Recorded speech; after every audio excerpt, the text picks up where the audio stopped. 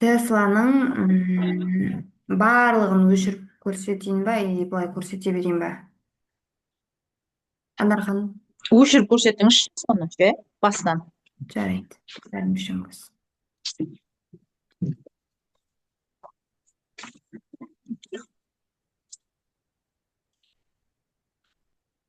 Цена закрытиені сызып аламыз, кешегі күннің.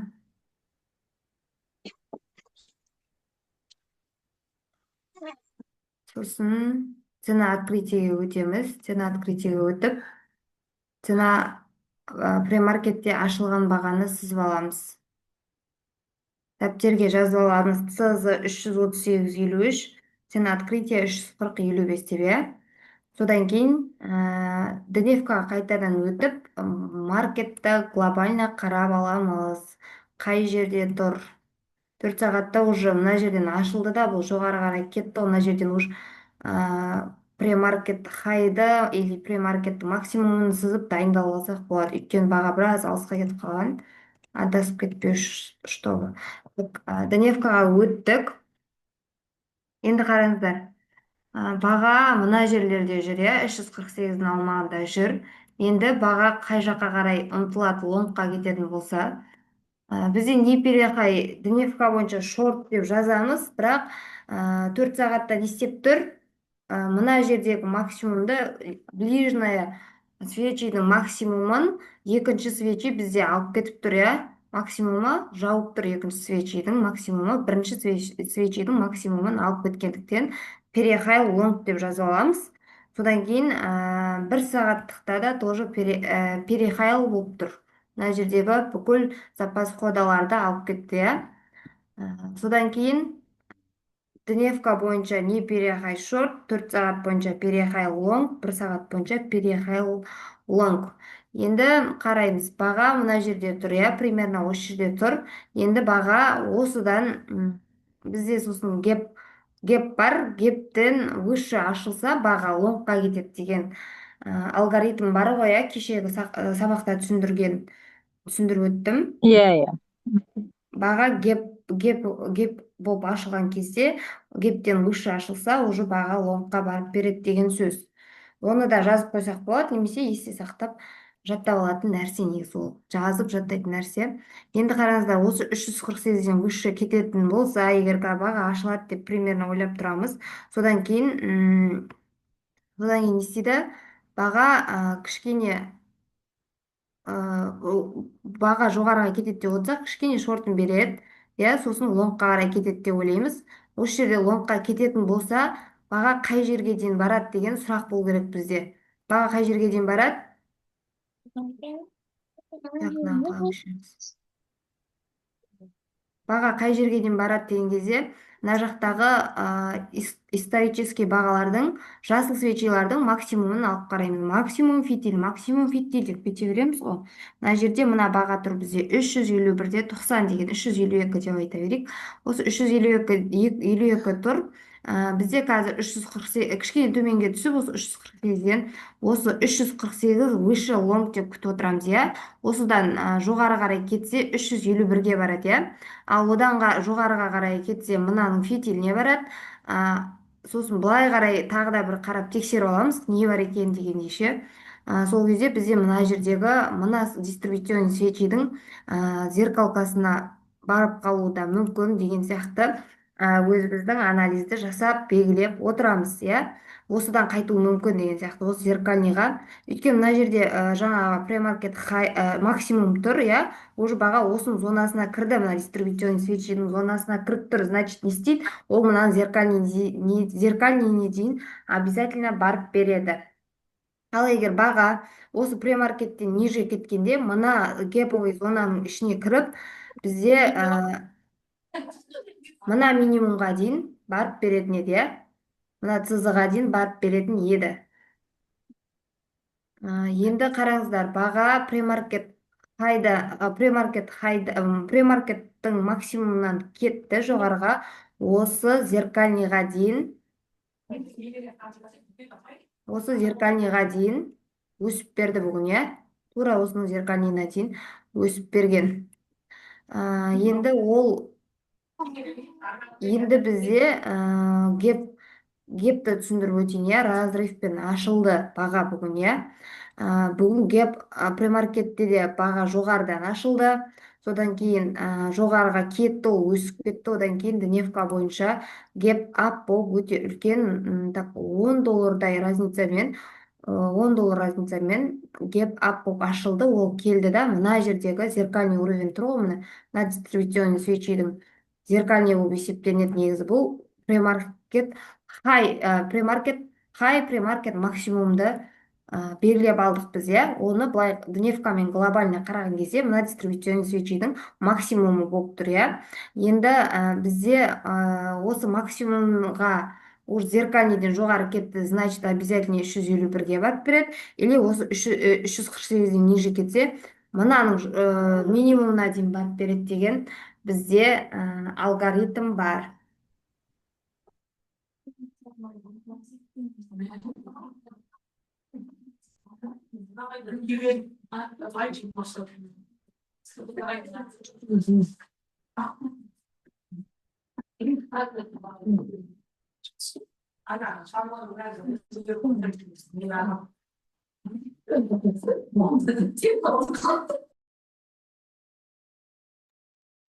Звукты өшіріп қоя салсаңыз, қазір мен MS-терді да түсіндіремін. Осын жалпы түсіндіңіз ғой, иә, Анар ханым? Бізде мынаның иә, түсіндім отырмын. минимумын алса, если мынаның минимумына кетсе, ары қарай бізде қай бағаға барады? Цена открытиеге барады. Ол мына дистрибуционный свечидің зеркальный болып есептелінеді. Одан кейін цена закрытияға барады. Сол осы цена закрытияға дейін егер шорт кететін болса, ол осы цена закрытияға дейін барады деп ойлап отырдым. Өйткені 10 доллар Теслаға нормально жүруді, ары қарай шамасы жетпеуі мүмкін.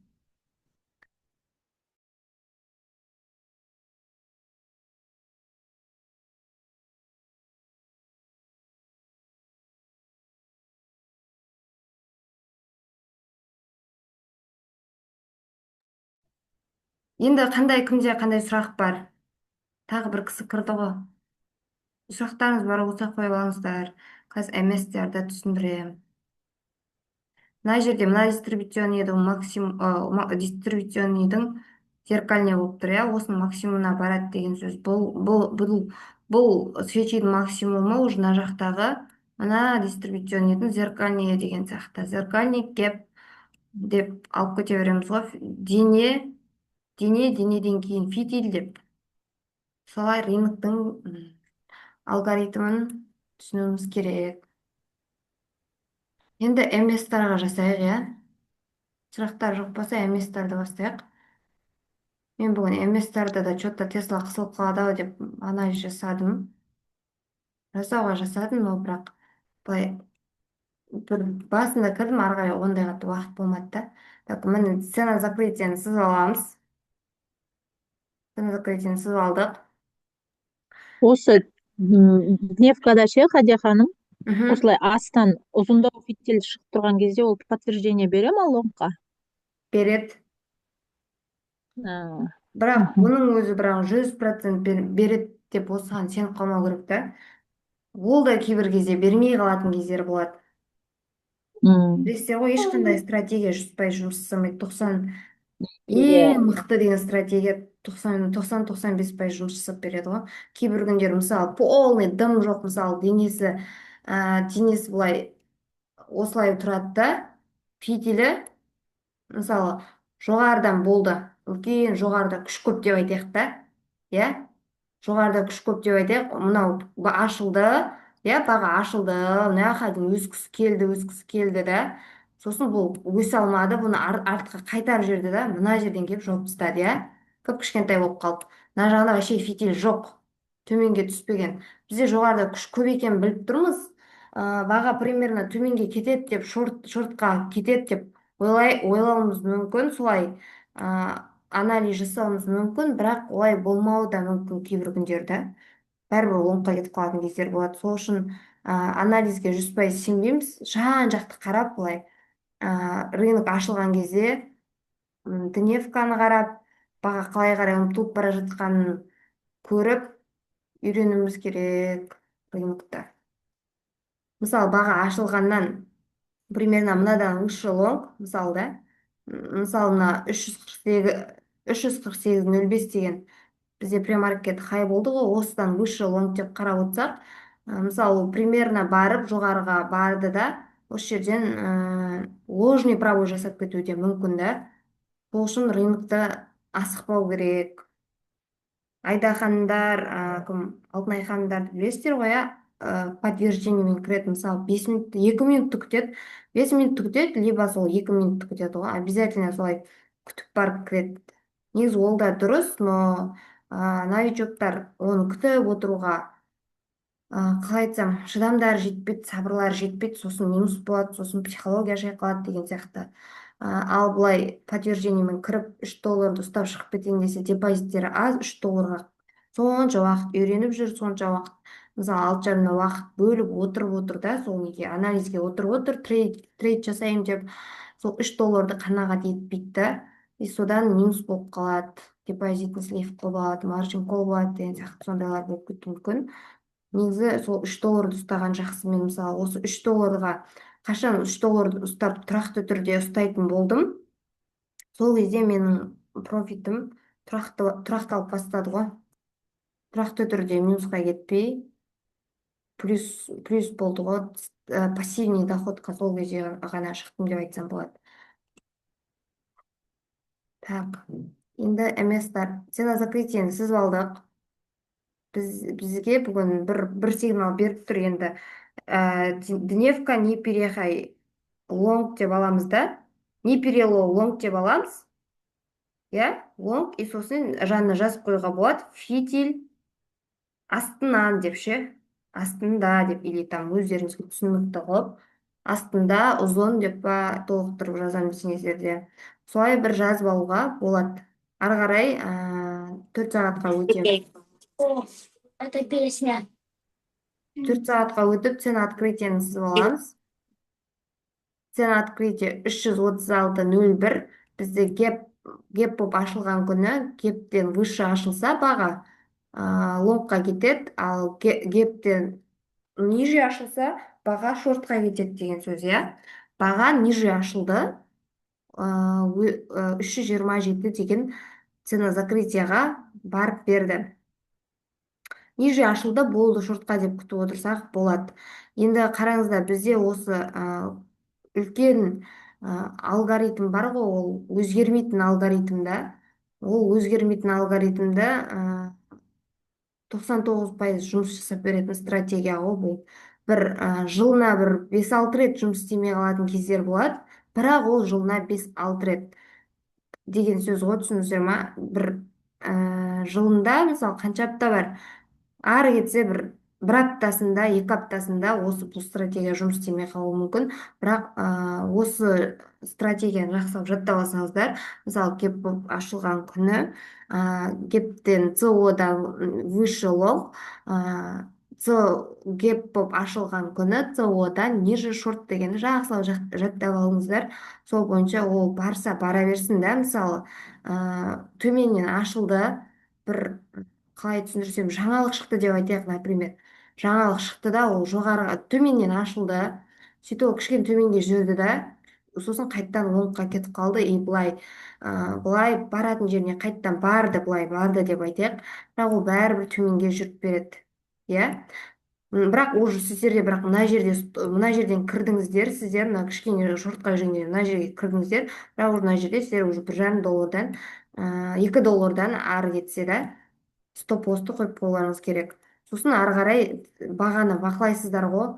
Мысалы мына жаққа жоғары қарай кетіп бара жатыр ма, ол кетсе кете берсін, сіздер бірақ лонгқа кірмейсіздер. Неге? Өйткені геп болып ашылды баға, иә.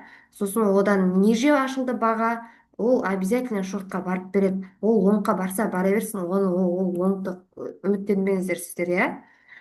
Сіздер есептеп отырасыздар, баға қашан былай барады, барса бара берсін, қайтқан кезінде осылай примерно осы жерден қайтадан кіріп аласыздар да, сосын максимум шорттарыңызды ұстап мынаған дейін, или там қай жаққа ұмтылған баға, максимум шорттарыңызды ұстап отырасыздар.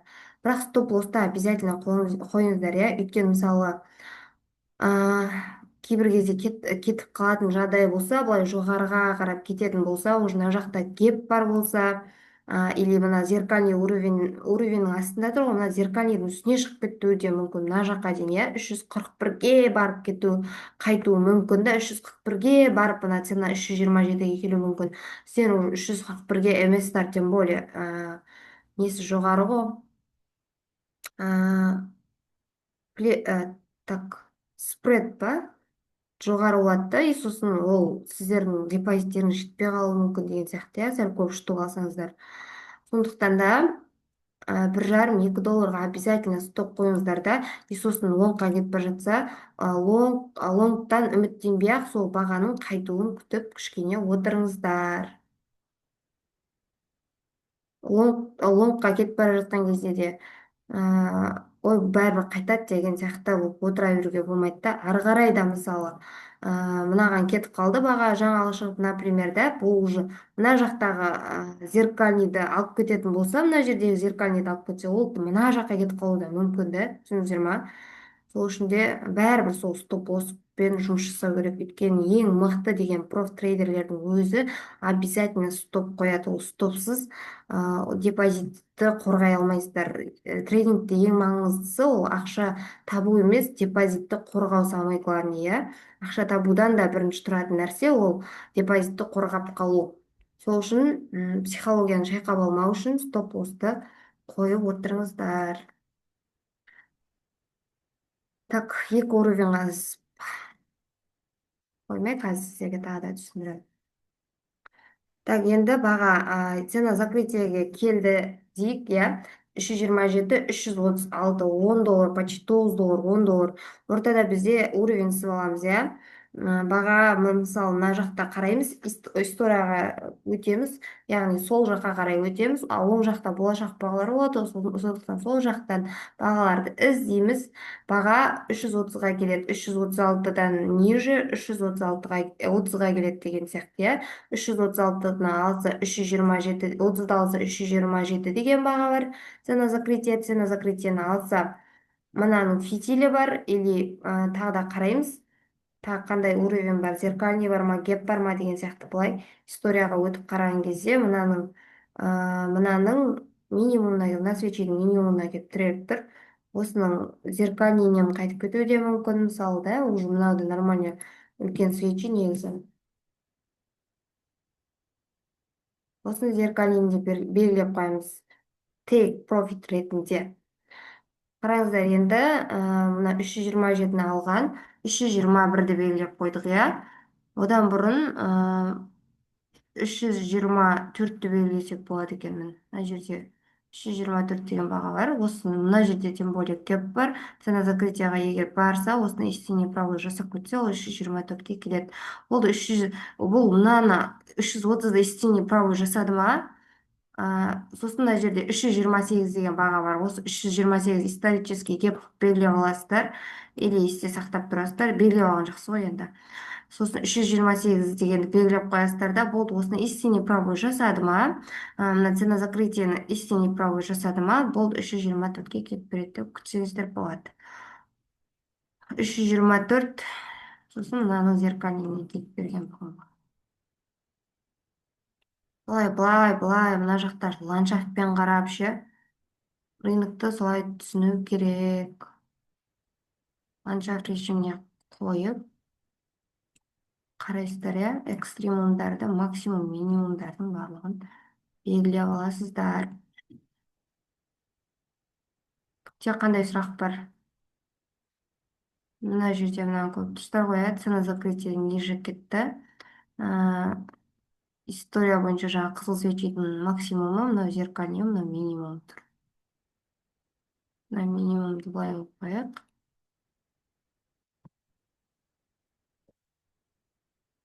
Баға осы зеркальныйға келіп бүгін еместер қайтыпты. Так, кімде қандай сұрақ бар? Мен неге жақсылап түсіндірген сияқтымын. Шұқсықтып ше, түсінбейтін жерлеріміз болмайтын шығар деп ойлап тұрмын, походу. Түсіндіңіздер ма?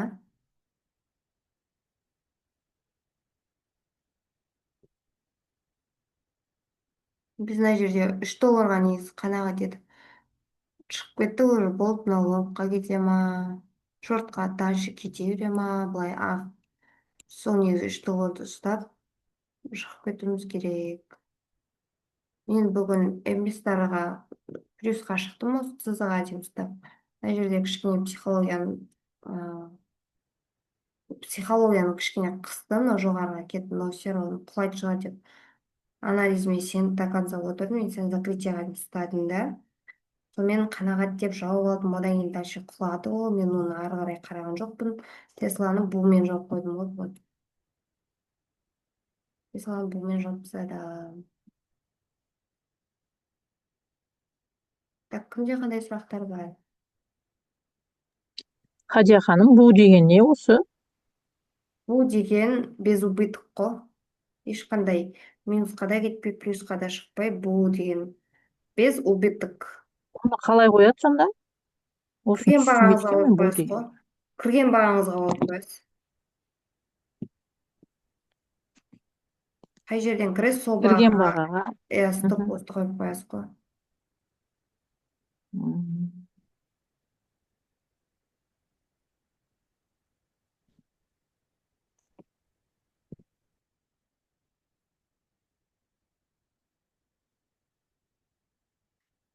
Стоп лоссты қоясыз, тейк профитті қойып қоясыз. Мысалы, минусқа кетіп жатқан кезде тейкті сол кірген бағаңызға қоясыз да. Мысалы, менде бүгін ондай қатты уақыт болмады деп айттым ғой жаңа. Бірақ аптаның басында 3 күн мен альхамдулилля жасап алдым да жасайтын. Сол негізі бір аптаға жететін тоғын. Алдыңғы аптаның, мысалы, бір апталығын мен 3 күнде таптым да. Осы аптада 3 күнде жақсы жүріс болды, өзіңіз де қарадыңыздар, иә. Сосын мынау жоғары қарап мен минусқа кетіп бара жатқанда тек профитті осыған примерно қойдым да, ары қарай мен жұмыстарыммен жүріп кеттім.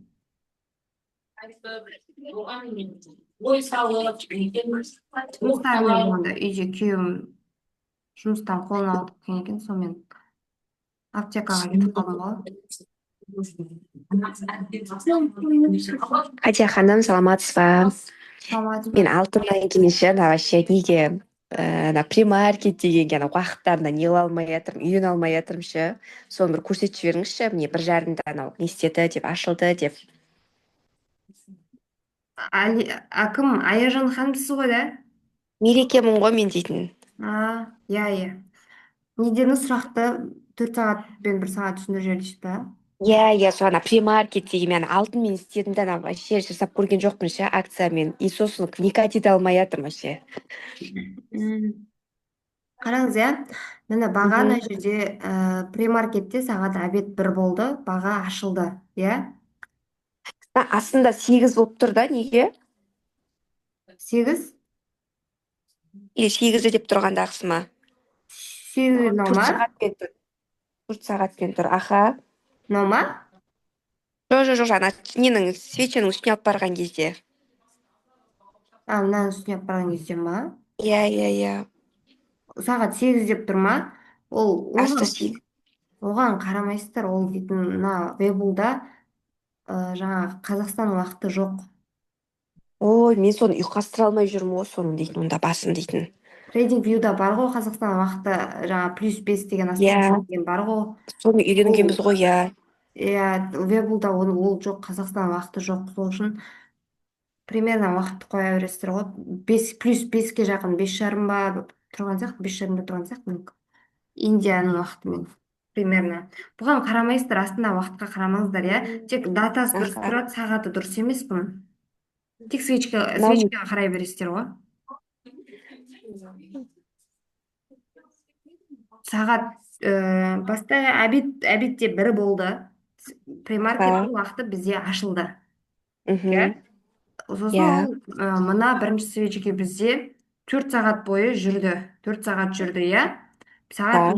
1-ден 4 сағат жүргенде, сонда сағат 1-де 13:00-де ашылады да, Мгм. 17:00-де баға жабылады, иә.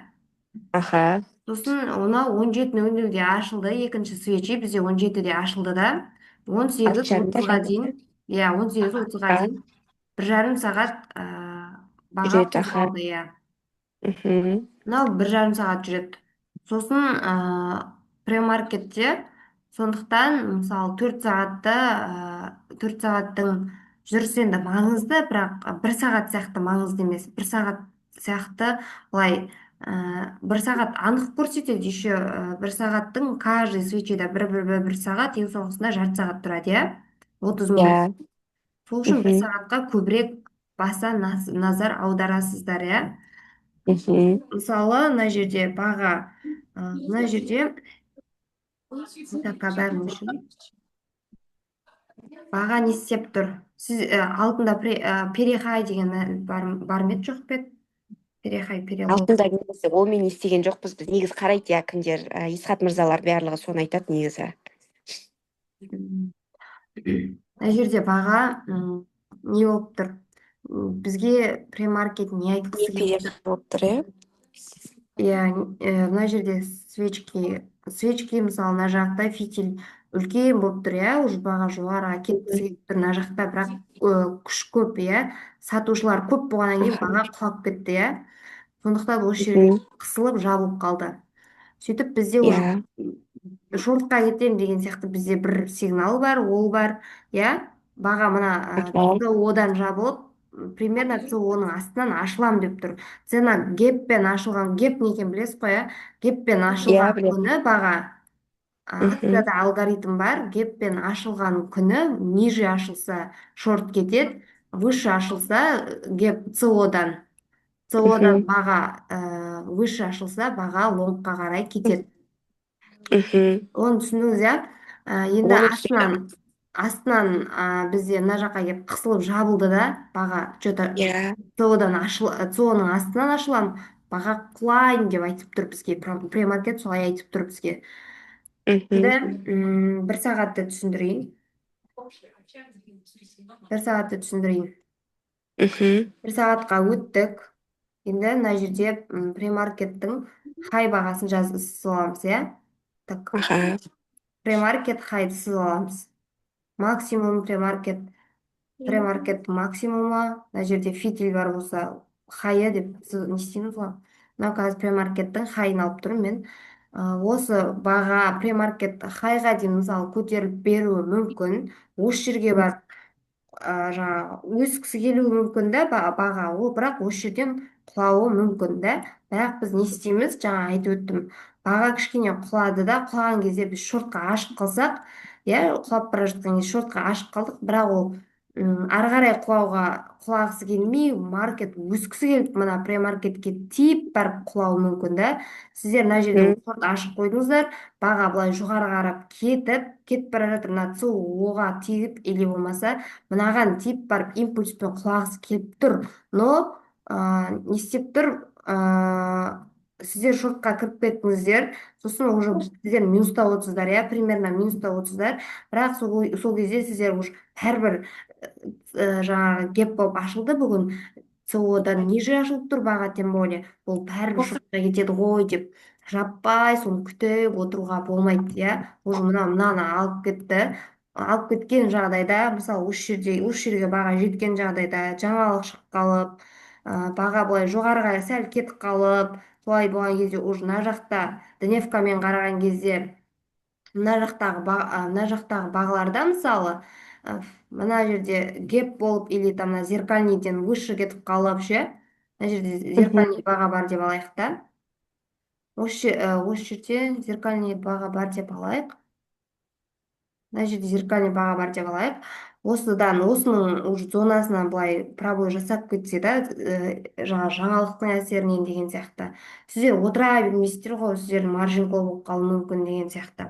Сіздер уже 1,5-2 Мгм. долларда жауып тастасаңыздар, сосын қайтадан сол баға қайтады, ол бәрібір қайтқан кезде сіздер сол кезде қарап отырып, жаймен шортыңызға кіріп, профитіңізді $3 ұстап шығып кете бересіздер. Иә, түсіндіңіз ғой, иә? Иә.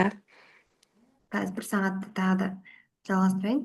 Хадия ханым, осы дневкамен жұмыс жасағанда үстінде жасыл свечалармен жұмыс жасаймыз ба? Жасыл Лоңқа барады свечалар. егер да. Иә, иә. Егер лонгқа кететін баға, А, сіздерде лонгта да шортта да сигнал бар болса, мысалы дневка не перехай шорт, мысалы иә, 4 сағат перехай лонг, 1 сағат перехай лонг деп отырсаңыздар, сіздер уж лонгқа да шортқа да дайын отырып схемаларыңызды сызып болуларыңыз керек. Сол кезде сіздер тейкті табасыздар ғой, мысалы тейкті тапқан кезде осы дневка бойынша исторический бағаларды белгілеп, солай тейкті тауып, геп бар болса исторический, сол гептарды белгілеп, зеркальный зоналардың бәрін белгілеп, тейктарды осылай таба бересіздер. Мысалы, мынадан 337,70-тен выше кетеді деп ойлап отырмыз да. Иә, баға осыдан выше кетеді деп алсақ, мына бірінші мына баға бізге маңызды болады, мына баға бізге маңызды болады. Өйткені неге? Біз запас хода бойынша жасыл свечиларды аламыз, иә. Мынаны алуға ұмтылады. Всегда естеріңізде болсын да, 4 сағат болсын, жалпы маркет максимумды алуға тырысады. Максимумды алуға всегда тырысады. Мынаны алуға тырысады, одан кейін мынаның мынаның зеркальныйын алуға тырысады. Или фитилі бар, сосын мынаның максимум бар, одан кейін мынаның максимум бар деген сияқты, солай былай максимумды алуға тырысып кете береді. Мгм. Сосын минимумды алуға тырысады. Бұл запас хода Шортқа дейді. кетіп жатса, Иә, минимумды алуға тырысады. Так, міне мысалы мына жерден біз мына жерден ниже шорт дедік, иә. Мына жерден мына жерде баға, мына жерде цена закрытие, сосын осы мына СО ниже шорт дедік. Бірінші баға қай жерге барады? Бірінші баға мынаған барады. Мына бағаға барады. 330 бірдеме, осы 330 қанша мынау? 330-ға баруға тырысады, иә. Баға 330-ға баруға тырысады. Сосын оны алып кетсе, осының минимумына барады, цена закрытие ол бізде. Сосын одан кейін мына жаққа историяға өте берген кезде, мына жерде мына бағана көрсетіп өттім, геповый уровень бар. Исторический геп бар бізде, гептің минимумы бар. Осы гептің минимумы, то есть гептің максимумы болып есептелінеді. Мына дистрибуционный свечидің минимумы болып есептелінеді. Осы гепті мына 330-ды алды, и сосын гептің зонасына кірді, иә. Осыны истинный правой жасайды да, яғни осыны кәдімгідей мынаған денесі тимей, мынаған ешқандай денесі де фитилі де тимей, былай үстінде тұрмай ше, свечи осылай ешқандай денесі де тимей, фитилі де тимей тұрады ғой, осылай ше, сол бізде истинный правой деп аталады, иә. Осыны правой жасап кетсе төменге қарай, значит бізде баға мына жерге келіп береді. Бірақ мына жерде уже цена закрытияға дейін бізде ұстайтын адам мына жерден бастап мынаған дейін былай профит ұстап тастайды негізі да. Проф трейдерлер уже мына жаққа баруын күтпейді. Мына жерге дейін 336-дан 327-ге дейін $9, иә. $9 әжептеуір доллар негізі. Ақыл, ол $9 емес, даже $4-5 ұстасаңыздар да, эместарға негізі әдемі.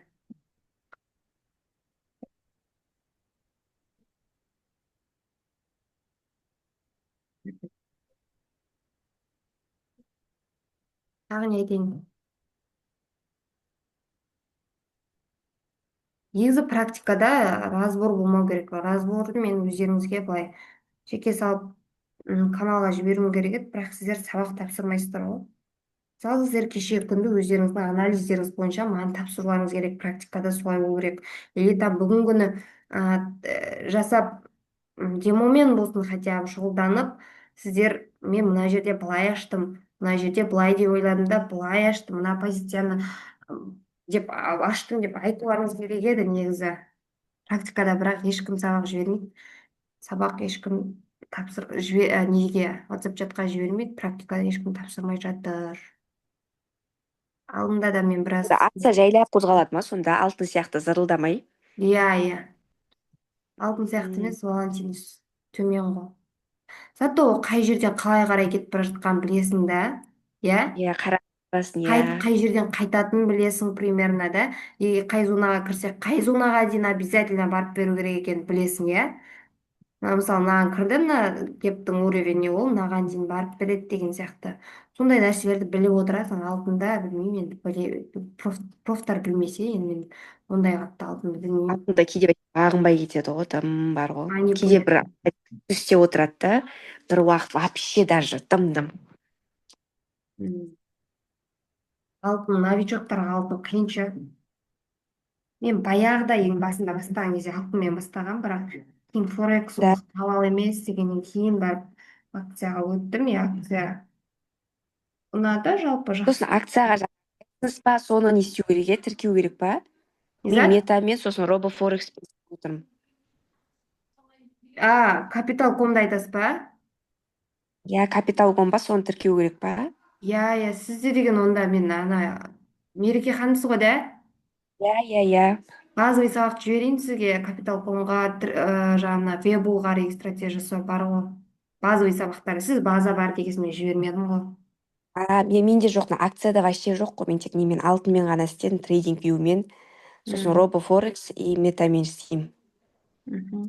Енді сізге енді жаңа акцияны істеу қиын болып тұр ма қазір? Анализ жібермейсіз ғой. Или уақытың қайсы болып тұр ма? Ағам вообще алтын не істей алмай жатырмын, акцияға кіре алмай жатырмын вообще. Дым. Иә, уақыттың қайсы даусы ғой. Күнде істеп ары қарай тез жақсы жүріп берсе екен бүгін деп отырасың ғой. А то Да. көп Сосын кетпей мысалы қазір уақыт отыру ақылай керек. деп жатады, 6 жарымда сол қарап отырасыз да, қалай жүріп жатыр солай қарай ашасыз да, сонда выше кетсе лонг, ниже кетсе шорт деп та. Мхм. Иә. Сонда сіз қанша мысалы біз алтында 0,005 мысалы сөйтіп ашамыз ғой. Бұда сонда қанша не аласыздар сіздер? Штукпен аламыз ғой, 10 штук, 20 штук. Енді сіздер басында Мм. демомен шұғылданып көресіз ғой, ертең капитал.комға Аха. тіркеліңіз, регистрация жасаңыз, содан кейін Да. демо счет береді, брокер өзі сол демо счетпен шұғылданып қарайсыз ғой. Мысалы, басында $5 істеп көре беріңіз да, $100 алыңыз Аха. да, неге демо счетқа Демомен. $100 деп жазып, иә, Аха. $100 5 штук или там 2 штукпен де басында істей беріңіз. И сосын сол 2 Мгм. штукқа үйреніңіз да, сосын нормальный плюсқа шығады деген кезде $100 реал ақша салыңыз. Сосын сол Мгм. $100 жаңағыдай плюс жасап жүргендегідей істей бересіз ғой. 1 штук алып, 2 штук алып, максимально аз алып істей беру керек. Мхм. Сосын Үйренесің дейсіз. демомен шұғылданған кезде демоны максимально шын ақша деп ойлап барып сол плюсқа шығып стратегияны түсініп рынокты ашылған кезде бір түсініп алу керек та, жақсы вообще демон бұл өтірік ақша ғой деп менсінбей отыруға болмайды да. Өйткені Мгм. оны менсінбей отырып ертең реалға салған кезде ақша минус болып кетуі мүмкін босқа. Сол үшін демоны жақсылап пайдалану керек негізі адам. Демон бостан босқа бермейді. Ой, ми қозғалмайды ғой деген сияқты әркім әрден айтады. Все равно сол теманы новичоктар қолданғаны дұрыс. Қазір менде уақыт аз қалды. Кімде қандай сұрақ бар, WhatsApp-қа жазыңыздар, иә? Мхм. Бұл Жақсы, тақырып рахмет бойынша. көп. Иә, жаңа тақырыпты бұйырса дүйсенбі күні өтеміз. Хорошо. Жақсы, сау болыңыздар. Жақсы, сау болыңыз. сау болыңыздар.